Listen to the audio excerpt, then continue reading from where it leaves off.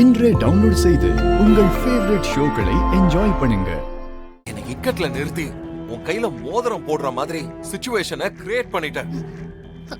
என்னால என் அம்மா கிட்ட சொல்ல முடியாது, நீ சொல்லிடுன்னு நான் உன்கிட்ட சொல்லும் போதே நீ மறுத்திருக்கலாம். என்னால முடியாது, நீயே சொல்லிடுன்னு சொல்லி இருக்கலாம். நான் வேற ஏதாவது பண்ணிருப்பேன்ல. ஆனா நீ சரின்னு சொல்லிட்டு சத்தியம் எல்லாம் பண்ணிட்டு என்ன பழி வாங்கிட்ட. எல்லார் முன்னாடியும் உன் கையில மோதிரம் போட வச்சுட்ட. ஐயோ, அப்படிலாம் ஒண்ணும் இல்ல. என் தங்கச்சிக்காக மட்டும்தான் நான் மோதிரம் போடுறதுக்கு விரல் நீட்டினேன். இங்க பாரு, திரும்ப திரும்ப இந்த டிராமாவை பண்ணாத. என்னால உன்னை இனிமே நம்பவே முடியாது. இல்ல, நீ எனக்கு ப்ராமிஸ் பண்ணிருக்க. எனக்கும் உனக்கும் நடக்க போற நிச்சயத்தை, கல்யாணத்தை நிறுத்த போறேன்னு ப்ராமிஸ் பண்ணிருக்க. ஆமா ஆமா, நான் ப்ராமிஸ் பண்ணேன்தான்.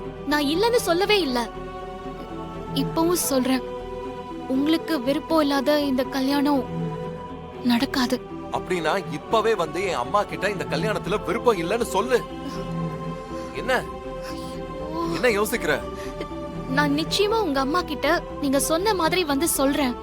ஆனா இப்போ என்னால சொல்ல முடியாது. இப்ப சொன்னா என் தங்கச்சியோட கல்யாணம் கேள்விக்குறியாயிடும். தயவு செஞ்சு என் நிலைமைய கொஞ்சம் புரிஞ்சுக்கோங்க. அவளும் ராகவும் ஒருத்தருக்கொருத்தர் அவ்வளோ விரும்புறாங்க.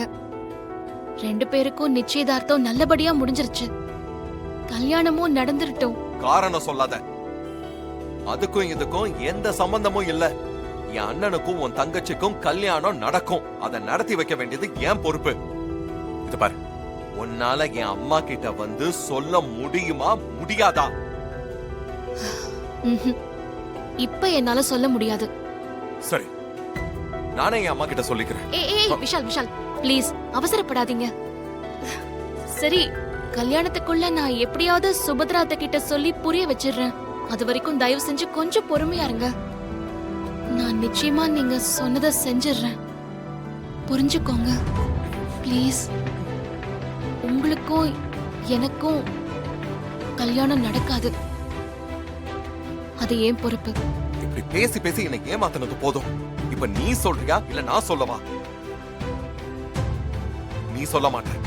நானே போய் எங்க அம்மா கிட்ட எல்லாத்தையும் சொல்லிடுறேன். ஏய் வேணாம் வேணாம் விஷால் விஷால், தயவு செஞ்சு எதுவும் சொல்லாதீங்க.